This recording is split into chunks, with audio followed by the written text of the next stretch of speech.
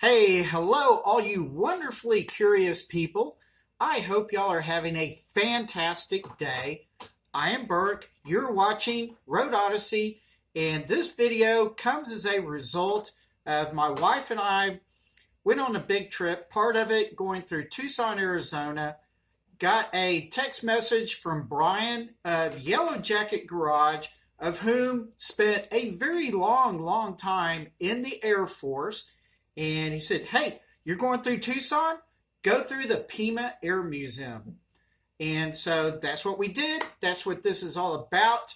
And I had concentrated on the indoor plane hangars and a little bit of the outside planes that were set up. So that's what I want to show you. And so let's just go ahead and get into it. Here we go. Origins.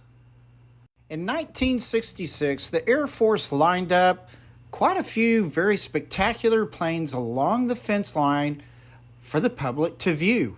And boy, did they view them. Air Force figured out, you know what, people want to come see this stuff. So they purchased 320 acres between the time of 66 and 68. Fencing and lighting of approximately 30 acres of this new part for the initial museum site was completed. The first outside acquired plane, a B24 Liberator from India, 1969. By 1973, several facilities were already established. By 1975, about 50 aircraft, helicopters, and missiles had been gathered. The park opened on May 8, 1976 as part of the American Bicentennial Celebration. By that time, they even had membership. Internet web information. You can find all kinds of information, some of it good and bad, such as what's on Wikipedia. But I would suggest go out to the PIMA Air and Space Museum website itself and go through all the little menu options. For example, number one, look up the hours and admission. This is on the very first page. And you see the hours of operation during the summer are different than the winter hours. In the summer, they close at 3 with the last admission at 1:30. So be very careful of this sort of information. Also, the admission prices do vary. I just would say be expecting to pay a good $20 per person unless you're older or younger. If you're curious as to what types of airplanes they have out there, just scroll down through the museum aircraft menu option. The facility. If you go to the museum by way of Highway 10, you'll turn on East Valencia Road. You'll go over a bridge and you can start seeing the facility. Now, driving down the road, you will see the tail end of a lot of really large bombers, especially the B-52s, things like that. And stay focused on the road. There's a lot of people that drive pretty fast on this thing. So just please be careful and stay focused. You'll get to see the planes soon enough. Right here at the tank and the flag, here's your sign of the entrance, PIMA Air and Space Museum. Pretty cool. Turn right into this place and you'll see a quick monument of the airplanes. And as I did, I pulled in. You can see the parking lot is nice and spacious. Be sure to get there early.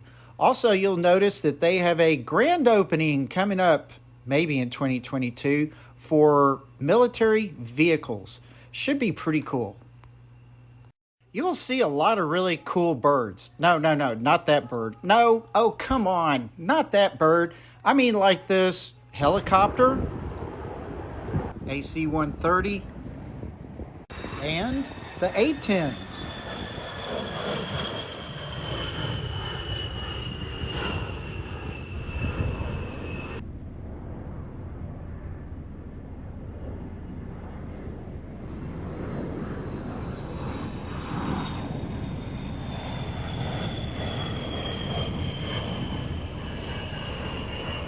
All right, once you park and you start walking up to the entrance, you'll see this reminder of the museum hours. So like I said, get there early, get there by 9 a.m. Next to that is it's a rocket from the space shuttle. This thing is huge. Now, here we are going up to the entrance. This is a really good looking facility here. Then off to the left, that's the museum store. So you go in on this, you exit through the museum store. Here I'm giving you a quick point of view, many points of view really, of the outside area. So this is why I say when you start kind of looking at this stuff, you're like, oh my God. I mean, just a B-52 in some of these planes, that should really give you a reality check of just how much acreage there is and the variety of planes that are out there. It is phenomenal. And, you know, the planes are in nice shape. These are not beaten up pieces of junk. These are, you know, nice examples of a large variety of airplanes. So please consider, when you see how huge some of these planes are, the walking area is very large. So you need to be prepared for this if you think you're going to go walking all these planes.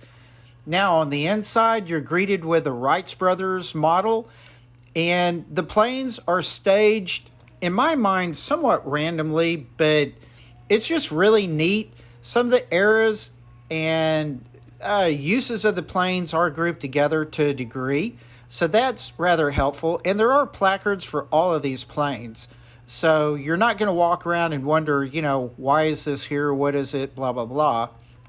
So it's really well done. There's also a lot of fantastic displays, and they're of huge variety, including the display of all the women involved in planes. That was a very nice touch. And this display of clothing, including the women's bridal gown made out of parachutes. So anyway, very, very interesting displays. A quick look at pre-World War II planes. Yep, a lot of biplanes. These things were fantastic. So just giving you a flavor of what to expect in this regard.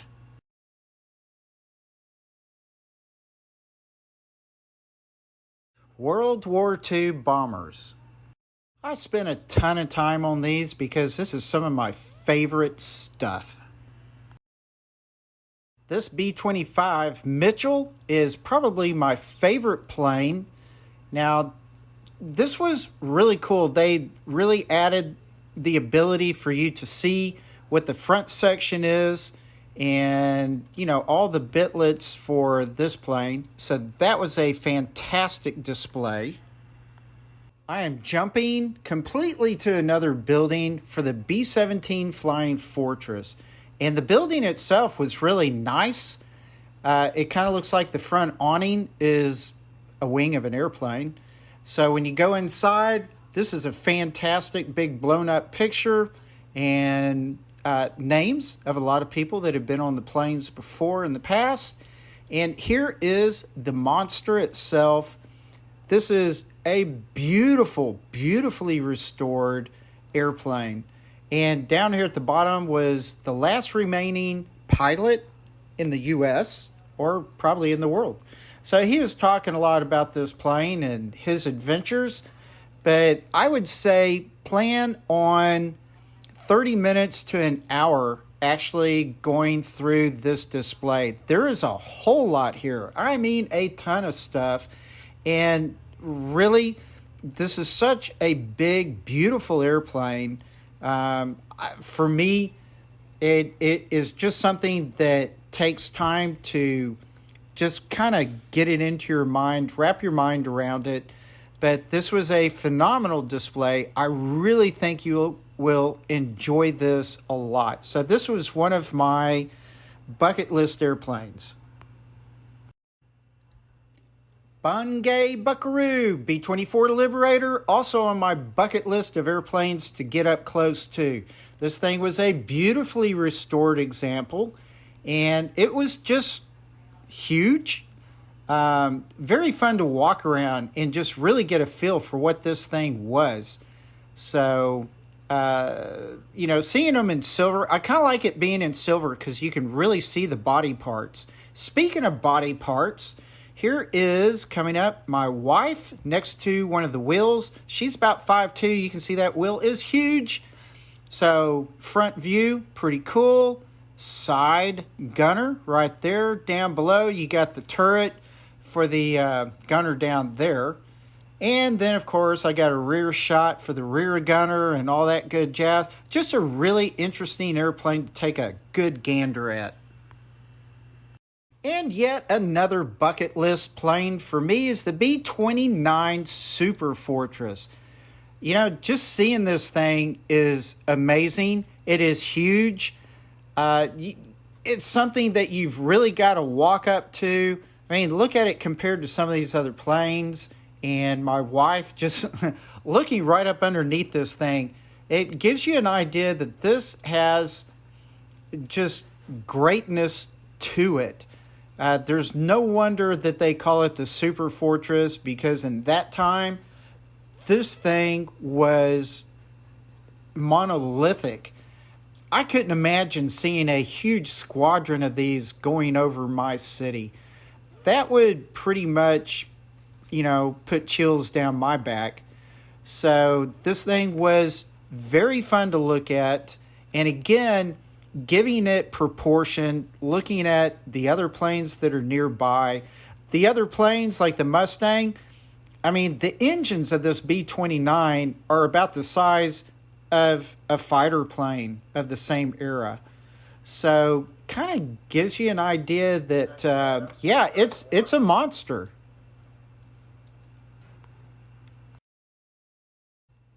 Now I'm doing a quick walk up underneath it. I'm going to go from the front nose where the front gear goes in. And there's the first bottom turret. First bomb bay doors. And, you know, this thing is just super huge. Go back a little ways to the second set of bomb bay doors. So this is kind of like, you know, two Liberators or two B17s. It is really a lot more plane than you might think. And here we are getting to the tail. It is a fantastic airplane. You just got to stand there and think about it. Other notable World War II planes. Always wanted to see a PBY. This thing is a lot bigger than what I suspected, but, you know, it kind of makes sense. They were long-range reconnaissance and subfighters and all kinds of stuff. Pretty cool plane. This is a consolidated PB4Y-2 privateer used by the Navy Long-Range Patrol Bomber. Very large airplane, just like the Liberator and some of these other big bombers. As for the smaller World War II planes, Banshee, this is a Corsair, Mustang, Warhawk, cool plane, Spitfire, very famous, a Zero, Japanese, and a Japanese kamikaze plane. Modern marvels. At the top of my bucket list for seeing planes is the SR71 Blackbird, of which they did have one, and this thing is absolutely stunning. Just stunning, stealthy, fast, any of those words that you can think of that could describe this magnificent machine. You know, it just took my breath away to see this thing. Just something I had to see. So this was a thrill of a lifetime. It would be actually more of a thrill of a lifetime to be in a plane or something like even this, big or small. But, you know, to actually be there with it, again, something that's so different in life, just have to stand there and absorb it. Just a magnificent machine.